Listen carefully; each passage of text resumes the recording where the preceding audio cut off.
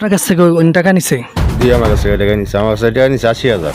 Document আছে? Document আছে, তার চেক দেওয়া আছে আমার কাছে। কি বলে নিছে টাকা? টাকা নিচ্ছে, আমার কিস্তি চালাই দিব। সে আমার মনে করেন আমার লগে এক লগে চলছে ফিরছে, এক লগে কাজ করছি তার লগে।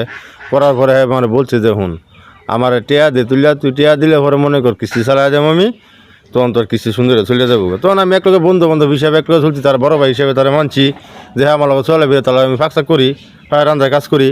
ওখানে সে টিয়া নেয় মনে করি এক কিস্তি দেয়, সে পলাই গেছে গা। ওখানে মনে করি আমি তো ফাটকা চিংড়ি মেয়েতে বসেছি, আমি একটা গরিব মানুষ, আমি দিন আনি দিন খাই, আমি করতে কাম কাজ করি, আমি কিস্তি চালাইম। ও বিচার দিলে আমার বাড়িতে বসে বসে থাকে। কতদিন যাবত ওনার সাথে যোগাযোগ নাই? 1 মাস।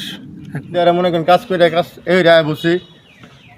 শুক্রবারে যাওয়ার মানে 3 দিন আগে এক শুক্রবারে তারা আমি নিজে একা 4,000 টাকা কাজ করে দিয়েছি ফাঁক করিয়া। তারা বলছি যে ভাই ফাঁক করছি, আমার তো কিস্তি আছে, আমার টিয়া লাগবো।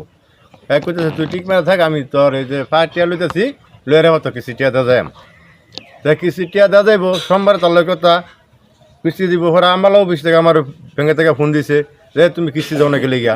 আমি বলছি স্যার আমি আমার কি কোন, আমি কিস্তি তো আমি 7 তারিখে দিয়ে দিছি, আজকে 26 তারিখ, আপনি আমার সকলে ফোন দেন গেলে গিয়া। বলেন আলমগীর তো আমার কিন্তু কিস্তি দেয় নাই। তো এই কিস্তি আমি মনে করেন আমার ঘরের জিনিস যাওয়ার পত্র বেঁচে আইরা পরে আমি কিস্তি পরিশোধ করছি।